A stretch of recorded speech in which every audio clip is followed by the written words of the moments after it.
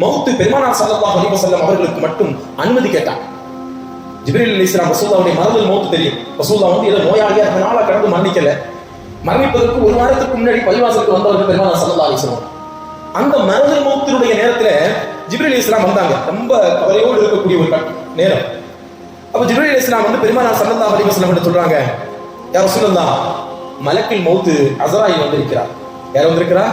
அஸ்ராயில் வந்திருக்கிறார். உங்க அனுமதி எதிர்பார்த்து நிற்கிறார். என்ன சொல்றாரு? என்ன செய்யலாம்? எப்படி? ரசூலுல்லாஹ் மட்டும்தான் அந்த சலுகை, யாருக்குமே கிடைக்காது. மற்ற நபிமார்களுக்கு கூட இல்லையே. சுலைமான் அலைஹிஸ்ஸலாம் பைத்துல் முகத்தஸை கட்டி கொண்டிருக்கக்கூடிய நேரத்தில் ரூஹை கைப்பற்றுவதற்கு அஸ்ராயில் வந்தார்கள். ஐயா, அந்த பைத்துல் முகத்தஸை கட்டி முடிப்பதற்கு அவகாசம் கேட்டார்களா? இல்லையா? கொடுக்கப்படவில்லையே.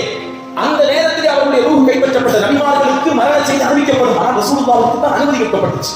எப்படி அனுமதி தெரியுமா? ஜிப்ரீல் அலைஹிஸ்ஸலாம் சொன்னாங்க, ரசூலுல்லாஹ் அவருக்கு அனுமதி கொடுங்க, உள்ள வரட்டும். அவர் அஸ்ராயில் அலைஹிஸ்ஸலாம் உள்ளே வருகிறார்கள். வந்து, யா அஸ்ஸலாமு அலைக்கும் யா ரசூலுல்லாஹ், அல்லாஹ்வின் தூதரே, உங்கள் மீது அல்லாஹ்வின் சாந்தி உண்டாகட்டும் அப்படின்னு துஆ செய்துட்டு, அல்லாஹ் என்ன அனுப்பி வச்சிருக்கான் எதுக்கு தெரியுமா? ஒரு செய்தியை உங்கள்கிட்ட சொல்றதுக்காக.